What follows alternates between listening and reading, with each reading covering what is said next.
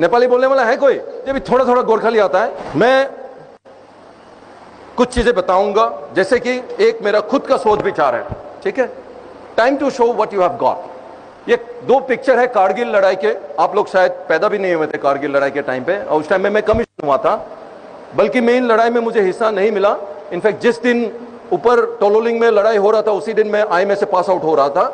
उसके बाद मैं यूनिट ज्वाइन किया तो मुझे तुरंत वेस्टर्न बॉर्डर में चला गया था कि अगर लड़ाई कश्मीर से नीचे आके पंजाब बॉर्डर में राजस्थान में आ जाता है तो हमें लड़ाई करना पड़ता। बट देन कारगिल के बारे में पता है।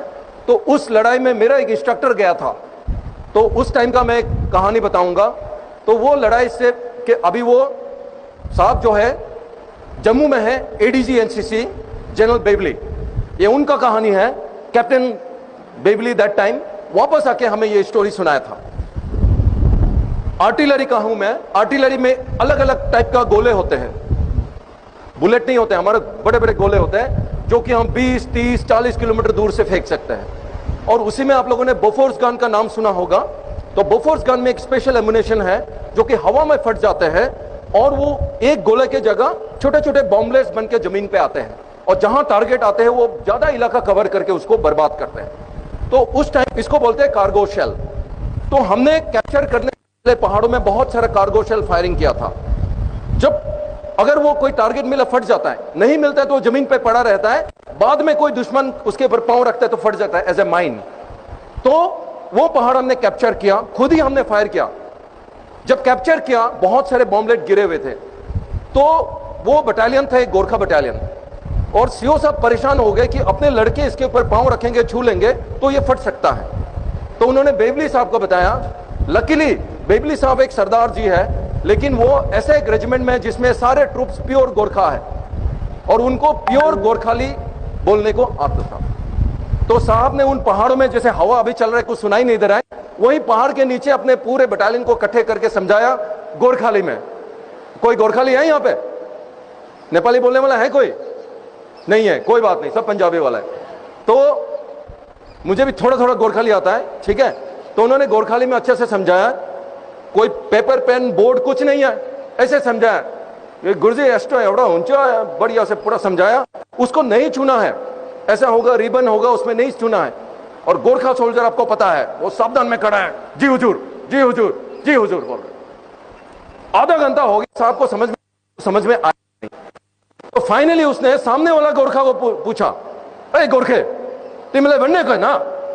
तो उसने दोनों हाथ में अपना जेब डाला, तीन ही हाथ से निकाला, तीन ही हाथ से निकाला। साहब तो भाई इसके बारे में बनने चौके, तो आप इसके बारे में बोल रहे हो क्या?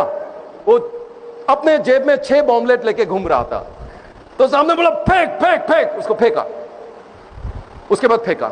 मैं इसमें क्यों बोलता हूं, अगर वो गोरखा ने टाइम पे वो बॉम्बलेट निकल के नहीं फेंकता तो उसको अपने जेब में फट जाते। तो जिंदगी में आपके सबके जेब में बॉम्बलेट है, अगर टाइम पे उन बॉम्बलेट को निकल के नहीं फेंकोगे तो आपके पैंट के अंदर फटेगा। चाहे वो एग्जाम का 3 घंटे में अगर पेपर का करेक्ट उसी टाइम नहीं लिखोगे तो आप घर में जाके उस नॉलेज का कोई फायदा नहीं है। सिमिलरली जिंदगी का ये क्लास 12 और कॉलेज लाइफ मेन टाइम है।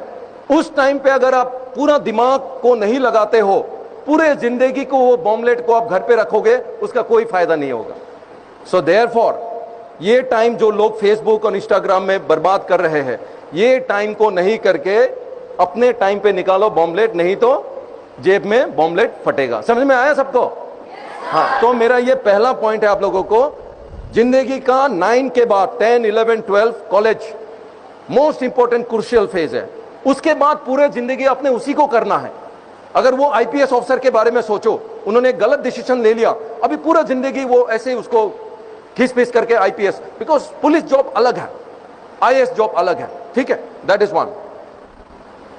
दूसरा मैं बताना चाहता हूं कि आप लोग सभी ना कुछ कर रखे हो। आप लोगों का गूगल फॉर्म से मैंने देखा है, कुछ लोग बिल्कुल क्लियर है, मुझे डॉक्टर बनना है, मुझे बिजनेस करना है, मुझे ये करना है। लेकिन 38% लोग हैं जो पक्का नहीं है मुझे करना क्या है जिंदगी में, ठीक है। दूसरा, आप लोग क्योंकि NCC कैडेट्स हो, 80% लोग बोलते कि मैं फौजी बनना चाहता हूं, ऑफिसर, अग्निवीर जो भी है।